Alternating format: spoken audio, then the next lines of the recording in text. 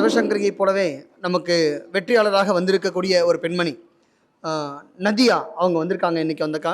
நதியாவோட rank, Nadiya வந்து ஒரு மிகப்பெரிய போராளி என்று நான் சொல்லுவேன் வந்திருக்கா. ஸோ தாம்பரம் பயிற்சி மையத்தில் பயின்று வந்த நம்முடைய நதியா அவர்கள் இந்த 19 லட்சம் வெற்றியாளர்களுக்கு இடையே நம்ம ஓவரால் ரேங்க் 19 லட்சம் பேர் தேர்வு எழுதுனதில் ஓவராலாக 97th ரேங்க் வந்திருக்காங்க. நதியா வந்திருக்கா 97வது இடம். கம்யூனல் ரேங்க் வந்து 57 அவங்களுக்கு. ஸோ ஜூனியர் ரெவென்யூ இன்ஸ்பெக்டர் வருவாய்த்துறையில் அந்த பதவி ஏற்கக்கூடிய நிலையில் இன்றைக்கி இருக்காங்க. அப்பேற்பட்ட நதியா அவர்கள் இந்த மேடைக்கு வந்திருக்காங்க. அவர்களையும் அவர்களுடைய குடும்ப உறுப்பினர்களையும் மேடைக்கு வரும்படி அழைக்கின்றேன்.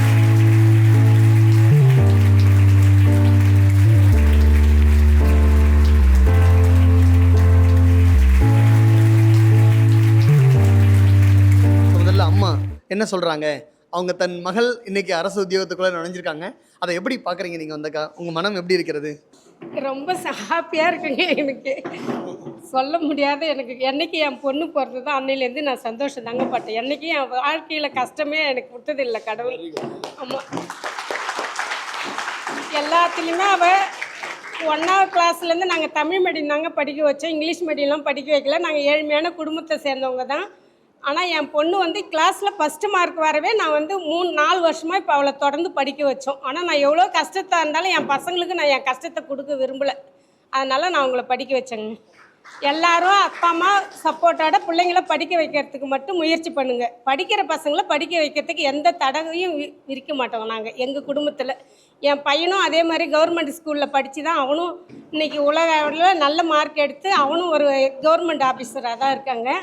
அதனால் நான் 2 பசங்களும் எனக்கு 2 கண்ணு மாதிரி தாங்க. என்றைக்கும் அந்த வார்த்தை தாங்க நான் சொல்லுவேன். என் பொண்ணை நான் ரொம்ப கஷ்டப்படுத்தியிருப்பேன். நான் வேலை செய்யலை, நான் வேலைக்கு போகணுன்றதால என் பொண்ணை நான் நிறைய கஷ்டப்படுத்தியிருப்பேன். இருந்தாலும் என் கஷ்டத்தை மீறி என் பொண்ணு நல்லா படித்து இன்றைக்கி மார்க் எடுத்ததுன்னா அவளோட திறமை தாங்க. ஆமாம், அவளோட உழைப்பு அதிகம். இதில் நான் ரொம்ப சொல்ல இருக்கிறதால கடவுள் வந்து நான் முருகரை நிறைய வேண்டுவேன். ஆனால் முருகர் வந்து அந்த தமிழ் கடவுள் என் பொண்ணுக்கு தமிழை ஊட்டணும்னு வேண்டுவேன். நான் எந்த கோயிலுக்கு முருகரை பார்த்தாலும் என் தமிழ் கடவுளே நீ என் குழந்தைக்கு தமிழை நீ தான் ஊட்டி விடணும்னு தான் வேண்டிகிட்டு வரும் நான் எந்த முருகர்கிட்ட போனாலுங்க. இதுதான் என்னோடய ஆசை. நீங்களும் நல்லா படித்து மார்க் எடுங்க, நீங்களும் நல்லா சாமி கும்பிடுங்க, முருகரை வேண்டுங்க. தமிழ் கடவுள் வந்து தமிழுக்கு ஊக்கம் கொடுத்தவர் முருகர். நீங்கள் அந்த முருகரை வேண்டுங்க, உங்களுக்கு கண்டிப்பாக வேலை கிடைக்கும். ஐயா, அப்பா வந்து ஒரு சில வார்த்தைகள் பேசும்படி நான் கேட்டுக்கொள்கிறேன். என் பையன் பிஇ இன்ஜினியரிங் மெக்கானிக்ஸ் படித்தான். அவன் படித்த படிப்புக்கே வேலைக்கு போகல. அவன் வந்து கிளாஸில் வந்து பல்லாவரத்துலேருந்து காஞ்சிபுரம் வந்து கிளாஸுக்கு படித்து ஏதோ திறமையாக படித்து பாஸ் பண்ணி இன்றைக்கி சர்வேயராக இருக்கிறாப்புல. சர்வேயரை டிமாண்ட் பண்ணி எடுத்துக்கினாப்புல. நல்லா ப்ரொஃபஷனர் நல்லா இருக்கிறாப்புல என் பையன். என் பொண்ணு டிப்ளமோ நர்ஸு படிச்சுது.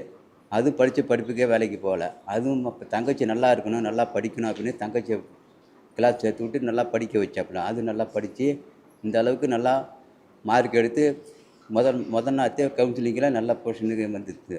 அதான் நாங்கள் குமரத்துலேருந்து நாங்கள் வந்து ஐநாரப்பனையும் அங்காளம்மா பரமேஸ்வரன் தான் நாங்கள் கும்பிடுவோம். எங்கள் குலதெய்வம் எங்களை கைவிடலை. அதேமாதிரி நீங்கள் நல்லா படித்து நீங்களும் நல்லா முன்னேறணும். எப்பயுமே நம்ம குலதெய்வம் சாமி வேண்டுங்க. அப்போ தான் நம்ம நல்லா இருக்கலாம். யார் என்ன சொன்னாலும் நம்ம கேட்கக்கூடாது. நம்ம திறமைக்கு நம்ம படித்து நம்ம முன்னேறணும். நம்ம ஆண்டவன் நம்ம கையில் விட மாட்டான் நம்மளை. நாங்கள் வந்து விழுப்புரம் மாவட்டம். நாங்கள் பல்லாவரத்தில் ரூம் எடுத்து வாடகை ரூம் எடுத்து தங்கின்னு லெதர் கம்பெனியில் நான் எங்கள் ஒய்ஃபோ லெதர் கம்பெனியில் வேலை செஞ்சு என் பசங்களை முன்னேறும். நம்மளை மாரி நம்ம பசங்க கஷ்டப்படக்கூடாது. நம்மளை மாரி நம்ம பசங்க கஷ்டப்படாதுன்னு நல்லா படிமான்னு சொல்லி உங்களுக்கு படிக்க வச்சு முன்னேற்றணும் தான் நாங்கள் கிராமத்துலேருந்து டவுன் சைடுக்கு வந்து நாங்கள் படிக்க வச்சு பசங்களை முன்னேற்றணும். நீங்களும் அதேமாதிரி நல்லா படித்து நீங்களும் நல்லா முன்னேறுங்க. அதான் என்னோடய ஆசை எனக்கு. அடுத்ததாக சாதனை புரிந்திருக்கின்ற மாநில அளவிலே 97வது இடம், 100 ஃபஸ்ட்டு டாப் 100ல் ஒரு ஆளாக வரணும்னு நான் நதியா அடிக்கடி சொல்லிட்டு இருப்பேன். கிளாஸ் அட்டன்டிவாக இதை பண்ணி கவனிச்சிட்டு இருக்கக்கூடிய ஒரு பெண்மணி. ஸோ இந்த சமயத்தில் எது பேசினாலும் அவர்களுக்கான புகழாரமாக விளங்கும். அந்த புகழாரத்தை எல்லாம் வகுப்புலேயே நான் நிறைய முறை சொல்லியிருக்கேன் நதியாட்ட வந்தால். ஸோ இந்த முறை அவங்களுடைய அனுபவ வார்த்தைகள் என்ன பண்ணாங்க, நதியா எப்படி இந்த நிலை அடைந்தாங்க அப்படின்றத உங்கள் முன் பகிர்ந்து கொள்ளும்படி கேட்டுக்கொள்கிறேன். உங்களுக்கு வந்து Nadiya 97th rank, 57th communal அப்படின்னு மட்டும்தான் தெரியும். இதுக்கு பின்னாடி வந்து ஒரு 4 வருஷ தவம் அப்படின்னு தான் சொல்லணும். அது உழைப்பு கூட கிடையாது, அது ஒரு தவம் தான் கண்டிப்பாக. இது ஆக்சுவலாக என்னோட 3rd அட்டெம்ப்ட். இது நான் ஃபர்ஸ்ட் அட்டெம்ப்ட் 2022 கொடுக்கும்போது நான் 60,000 நியர்லி ரேங்க் இருந்தேன். நான் 64,000 கிட்டே இருந்தேன். என்னோட செகண்ட் அட்டெம்ப்ட் கொடுக்கும்போது நான் 4000 கிட்ட இருந்தேன். லாஸ்ட் டைம் 2024ல் 4000 கிட்ட இருந்தேன். அந்த டைம் வந்து கவுன்சிலிங் வரைக்கும் போயிட்டு கூட எனக்கு முன்னாடி ஒரு 4 பேர் வரைக்கும் வேலை கிடைச்சிது. எனக்கு வந்து கிடைக்கல. ஆக்சுவலாக கவுன்சிலிங் அட்டென்ட் பண்ணிவிட்டு டிஎன்பிஎஸ்சி ஆஃபீஸ்லலாம் போகும்போது ஓகே நம்ம இந்த வாட்டி எப்படியும் வாங்கிடுவோம். இந்த மாதிரி என் கூட படித்தவங்களாம் இந்த அச்சீவர்ஸ் மீட்டில் பேசும்போது ஓகே நம்மளும் இந்த வாட்டி இங்கே நின்று பேசுவோம் அப்படின்னு நான் நினச்சேன். பட் எனக்கு கவுன்சிலிங் வரைக்கும் போயிட்டு கூட அது எனக்கு கிடைக்கல. நீங்கள் கவுன்சிலிங் போகிறப்போ உங்களுக்கு தெரியும், அங்கே ஒரு மைக்கில் வந்து ரெக்கார்டிங் பர்பஸ்க்காக நம்ம என்ன டிபார்ட்மெண்ட் எடுத்தோம்னு சொல்லுவாங்க. அங்கே வந்து நோ வேக்கன்சி அப்படின்னு சொல்லி என்னை அனுப்பும்போது எனக்குள்ளே இருந்த நம்பிக்கை, நான் கண்டிப்பாக வருவேன். நோ வேக்கன்சின்னு சொல்லி என்னை நீங்கள் அனுப்புறீங்கல்ல, நான் கண்டிப்பாக வருவேன். Next time first day counselling morning batch வந்து நான் வருவேன் அப்படின்ற அந்த நம்பிக்கை எனக்குள்ளே இருந்துகிட்டே இருந்துச்சு.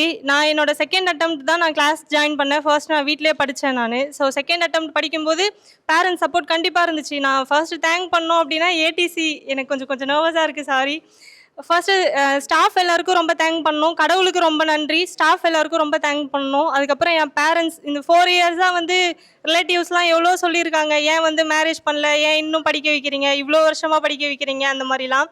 ஆனாலும் கூட அவங்க ஓகே படிக்கிறா, நம்ம டிஸ்டர்ப் பண்ண வேணாம், வாங்கிடுவா அப்படின்ற அந்த ஒரு நம்பிக்கை அவங்க வச்சுருந்தாங்க. ஸோ அவங்களுக்கு கண்டிப்பாக நான் தேங்க் பண்ணணும். கண்டினியூவாக படிங்க, எதுவுமே விடாதீங்க. எனக்கு அந்த டைம் நான் கவுன்சிலிங் போனப்போ வீட்டில் அம்மா சொன்னாங்க, லாஸ்ட் டே தான் போகிறேன் அப்படின்னு தெரியும், ஏதாச்சும் ஒரு வேலை தமிழ்நாட்டில் ஏதாச்சும் ஒரு இடத்துல ஏதாச்சும் ஒரு டிபார்ட்மெண்ட்டில் ஒரு வேலை என் பொண்ணு கிடைச்சிடாதா அப்படின்னு எங்கள் அம்மா வேண்டிட்டு இருந்தாங்க. ஆனால் இந்த டைம் வந்து first day counselling morning batch போயிட்டு நமக்கு என்ன டிபார்ட்மெண்ட் வேணும் அப்படின்னு நம்மளே வந்து சூஸ் பண்ணி எடுக்கணும். ஸோ அந்த மாதிரி உங்கள் ரேங்க் இருக்கணும். உங்களை பற்றி மற்றவங்க என்ன நினைக்கிறாங்க அப்படிங்கிறது வந்து எதுவுமே கிடையாது. நீங்கள் என்ன நினைக்கிறீங்க, நம்மளை பற்றி என்ன நினைக்கிறோம் அப்படிங்கிறது தான் ரொம்ப இம்பார்ட்டன்ட். கிளாஸ் எல்லாமே கரெக்டாக அட்டன் பண்ணுங்கள். ஒவ்வொரு கிளாஸையுமே அட்டன் பண்ணுங்கள். நான் ஒரு கிளாஸ் கூட நான் மிஸ் பண்ணதில்லை, ஒரு டெஸ்ட்டு கூட நான் மிஸ் பண்ணதில்லை. ஈவன் நான் மிஸ் பண்ணாலுமே அந்த டெஸ்ட் எப்படியாச்சும் நான் போட்டுருவேன். ஒரு டெஸ்ட்டு கூட நான் இது வரைக்கும் மிஸ் பண்ணதில்லை. நான் இந்த லாஸ்ட் 3 இயர்ஸாக நான் ஒரு டெஸ்ட்டும் மிஸ் பண்ணதில்லை. டெஸ்ட்டு தானே, கிளாஸ் நோட்ஸ் தானே, மாடல் எக்ஸாம் தானே, வீக்லி டெஸ்ட்டு தானே அப்படின்னு சொல்லிட்டு எதையுமே நினைக்காதீங்க. ஒவ்வொரு டெஸ்ட்டுமே இம்பார்ட்டண்ட். ஒரு டெஸ்ட் எழுதுறீங்க அப்படின்னா எதில் மார்க் கம்மியாகுது, என்ன மிஸ்டேக் பண்ணுறோம் அப்படிங்கிறத உட்காந்து அனலைஸ் பண்ணுங்கள். யாரோட மோட்டிவேஷனோ இல்லை யாரோட சப்போர்ட்டோ டெய்லி வந்து நமக்கு இருக்காது. டெய்லி வந்து மார்னிங் 4 o'clockோ இல்லை 3:30க்கோ நீ எழுந்து படிமா அப்படின்னு உங்களை யாருமே சொல்ல மாட்டாங்க. அந்த ஒரு இது நமக்கே இருக்கணும். ஓகே நம்ம படிக்கணும், நம்ம இந்த டைம் வாங்கிடணும் அப்படிங்கிறது வந்து நமக்கே தோணணும். ஸோ மோட்டிவேஷன் அப்படிங்கிறது இன்றைக்கி ஈவினிங் வரைக்கும் உங்களுக்கு இருக்கும், இன்னும் ஒரு 2 டேஸ்க்கு இருக்கும் நாங்கள் பேசுகிறது. அதுக்கப்புறம் எக்ஸாம் வரைக்கும் நீங்கள் வாங்கணும் அப்படின்னா அந்த ஸ்டிமுலேஷன் வந்து உங்களுக்குள்ளேயே அது இருந்தால் மட்டும்தான் வாங்க முடியும். நோட்ஸ்லாம் கரெக்டாக எடுங்க. ஸ்கூல் புக்ஸை கரெக்டாக படிங்க. நிறைய ரிவிஷன் பண்ணுங்கள். ரிவிஷன் அப்படிங்கிறது வந்து எந்த அளவுக்கு இருக்கணும்னா, இப்போ ஒரு கொஷின் கேட்டிங்கன்னா அது இந்த புக்கில் இந்த டாப் கார்னரில் இருக்குது, பாட்டமில் இருக்குது அப்படிங்கிற அளவுக்கு என்னால் சொல்ல முடியும். அந்த அளவுக்கு நீங்கள் ரிவிஷன் பண்ணணும். எத்தனை டைம் ஒரு புக்கை படிச்சிருப்பேன் அப்படிங்கிறது வந்து எனக்கு கணக்கே இல்லை. அந்த அளவுக்கு நான் ரிவிஷன் பண்ணியிருக்கேன். ஸோ அதே மாதிரி நீங்களும் ரிவிஷன் பண்ணுங்கள். டெஸ்ட்டு கரெக்டாக போடுங்க. கிளாஸ் நோட்ஸ் எல்லாமே ப்ராப்பராக நோட்ஸ் எடுத்து அதை ரிவிஷன் பண்ணுங்கள். எக்ஸாம் முன்னாடி நோட்டிஃபிகேஷன் வந்ததுக்கப்புறம்லாம் படிக்கிறது மட்டும்தான். படிக்கணும், டெஸ்ட்டு போடணும், மிஸ்டேக்ஸை பார்க்கணும். இது மட்டும்தான் மைண்டில் ஓடிட்டே இருக்கும். இப்போ இந்த கால்ஃபர் படிக்கும்போது வேக்கண்ட் ரொம்ப கம்மி. நீங்கள் பார்த்துருப்பீங்க, வேக்கண்ட் ரொம்ப கம்மி. சிலபஸ் நியூ சிலபஸ், அதுக்கப்புறம் கொஷின் பேப்பர் ரொம்ப ரொம்ப டஃப். நீங்கள் பார்த்துருந்தீங்கன்னா உங்களுக்கு தெரிஞ்சிருக்கும். ரொம்ப ரொம்ப டஃப்பு. அதில் கூட நம்மளால் ஒரு ஸ்டேட் ரேங்க் வர முடியுமா அப்படின்னா கண்டிப்பாக வர முடியும். என்ன அப்படின்னா கொஷின் பேப்பர் டஃப்பு, சிலபஸ் அதெல்லாம் எதுவுமே கிடையாது. அதுக்கு பின்னாடி நம்ம ஒரு எஃபர்ட்ஸ் போட்டிருக்கோம். அந்த எஃபர்ட்ஸ் தான் நம்மளோட ரேங்காக வந்து இருக்கும். எவ்வளோ வேணால் கஷ்டப்படலாம், தப்பு இல்லை அப்படின்னு தோணும் உங்களுக்கு. எப்போ அப்படின்னா உங்களோட ரேங்கை நீங்கள் பார்க்கும்போதும், டிஎன்பிஎஸ்சி ஆஃபீஸில் அலாட்மெண்ட் ஆர்டரில் கையில் வாங்கும்போதும் இதுக்காக இன்னும் எவ்வளோ வேணால் கூட கஷ்டப்படலாம் அப்படின்னு உங்களுக்கு கண்டிப்பாக தோணும். ஹவுஸ் ஒய்ஃப்லாம் இருந்தீங்க அப்படின்னா வீட்டில் வேலை பார்க்குறேன், கிச்சனில் வேலை இருக்குது, ஸோ என்னால் படிக்க முடியல அப்படின்னு மட்டும் தயவு செஞ்சு நினைக்காதீங்க. நான் எத்தனையோ நாள் கிச்சனில் பக்கத்தில் ஃபோனில் ஸ்டடி ரிலேட்டட் வீடியோஸோ கரண்ட் அஃபேர்ஸோ பார்த்துட்டு சமைச்சிட்டு கூட நான் படிச்சிருக்கேன். ஸோ நம்மளால் இது பண்ண முடியுமா அப்படின்னு நினைக்காதீங்க. எந்த ஒரு டைமும் வேஸ்ட் பண்ணாதீங்க. ஒரு கடையில் லைனில் நிற்கிறோம் அப்படின்னா கூட முன்னாடி ஒரு 10 பேர் நிற்கிறாங்கன்னா அந்த வெயிட் பண்ணுற டைமில் நான் வீடியோஸ் ஏதாச்சும் கரண்ட் அஃபேர்ஸ் அந்த மாதிரி தான் பார்ப்பேன். ஸோ எந்த ஒரு டைமும் வேஸ்ட் பண்ணாதீங்க. நம்ம போடுற எஃபர்ட்ஸ் எல்லாத்துக்குமே வந்து ஒரு நாள் ஒரு ரெகக்னேஷன் கண்டிப்பாக கிடைக்கும். அதுக்கு நான் தான் ஒரு எக்ஸாம்பிள். ஃபெயிலியர்ஸ் வந்துச்சுன்னா ஃபேஸ் பண்ணுங்கள். ஃபெயிலியர்ஸை ஃபேஸ் பண்ணி நம்ம வரணும் அப்படின்னு நினைங்க. நான் லாஸ்ட் டைம் உட்காந்துருந்தேன்னா அவ்வளோதான், லைஃப் முடிஞ்சிருக்கும். இங்கே வந்து ஒரு ஜூனியர் ரெவன்யூ இன்ஸ்பெக்டராக உங்கள் முன்னாடி நின்று என்னால் பேசியிருக்க முடியாது. ஃபர்ஸ்ட் அட்டெம்ப்ட் நம்ம கொடுக்கும்போது வீட்டில் ரிலேட்டிவ்ஸ் எல்லாருமே வந்து நமக்கு சப்போர்ட் பண்ணுவாங்க. எல்லாருக்குமே நம்ம மேலே வந்து அந்த நம்பிக்கையை வச்சுருப்பாங்க. ஓகே, இவ படிக்கிறா போகிறா வாங்கிடுவா அப்படின்னு. செகண்ட் அட்டெம்ப்ட் தேர்ட் அட்டெம்ப்ட்லாம் வரும்போது பின்னாடி இருந்த யாருமே இருக்க மாட்டாங்க. நம்ம மட்டும் தனியாக இருப்போம் அந்த இடத்துல. ஸோ எல்லாரும் இருக்கும்போது படிக்கிறது வந்து பெரிய விஷயம் இல்லை. விடாமல் நம்ம வாங்குற வரைக்கும் நம்ம மேலே இருக்கிற கான்ஃபிடென்ஸ் குறையாமல் நம்ம படிக்கணும். அது மட்டும்தான் இம்பார்ட்டன்ட். நல்லா படிங்க. நான் இந்த மாதிரி ஆஸ்பிரன்ஸ் பேசும்போது, அச்சீவர்ஸ் பேசும்போது அங்கேருந்து கேட்டவ தான் நான் இங்கே வந்து இப்போ பேசிகிட்டு இருக்கேன். ஸோ நெக்ஸ்ட் டைம் நீங்கள் எல்லோரும் கண்டிப்பாக இங்கே வந்து பேசுவீங்க. என்னோட வாழ்த்துக்கள்.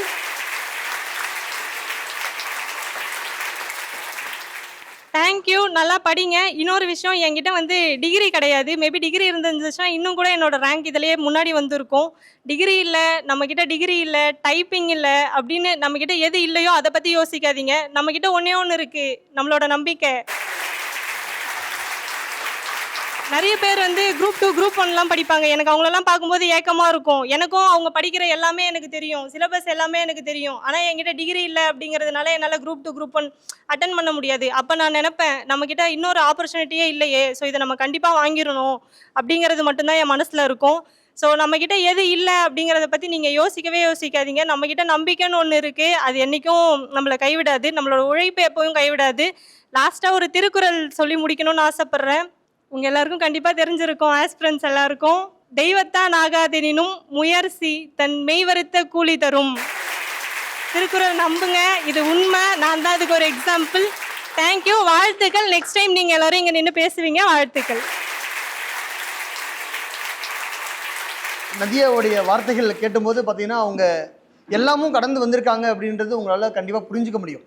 அவங்க ஒரு அதிசயிக்கத்தக்க தகவலை சொன்னாங்க. தான் ஒரு பட்டதாரி கூட இல்லை, நான் ஒரு பட்டதாரியாக இருந்தால் இன்னும் கூட என்னுடைய ரேங்க் முன்னாடி வந்திருக்குன்னு சொல்லிட்டு, இது என்னால் மெய்சிலிருக்க வைக்கிறது அந்த உண்மை வந்தால். ஏன்னா பல பட்டங்கள் படித்தவர்கள் அவர்களுடைய போட்டி விட்டு அந்த கிளாஸில் உட்காந்து டெஸ்ட் எழுதும்போது எல்லாரையும் ஒரு துவம்சம் பண்ணிட்டு முதல்ல நிற்கும் வந்து நதியா வந்தா. ஸோ அதை நினைக்கும் போது இப்போவே எனக்கு வந்து ஒரு ஆசிரியனாக நான் ரொம்ப பெருமை அடைகிறேன். நான் என் கண்கள் குளமாகின்றன. அப்பேற்பட்ட ஒரு திறமை சொன்னாங்க பார்த்தீங்களா, எது இல்லாட்டியும் என்னுடைய நம்பிக்கை தான் இருந்தது அப்படின்னு சொல்லிட்டு. ஸோ அந்த நம்பிக்கை தான் இவங்களுடைய இந்த இடத்துல அவங்கள உட்கார வச்சிருக்கு. அவங்க பெற்றோர்களுடைய நல்ல எண்ணமும் அவருடைய வேண்டுதலும் இன்னைக்கு நிறைவேறி இருக்கு. நன்றி, வாழ்த்துக்கள் நதியா. இது போன்று நீங்கள் மேலும் இன்னும் அடுத்தடுத்த உயர்மட்ட பதவிகளுக்கும் உயர் நிலைகளுக்கும் அடையணும்னு சொல்லி வருவாய்த்துறை வேற தேர்ந்தெடுத்திருக்காங்க. நல்ல நிலையில் வாழ்வில் வளம் பெற இறைவனை நானும் பிரார்த்திக்கிறேன் நதியா அவர்கள் மூலமாக.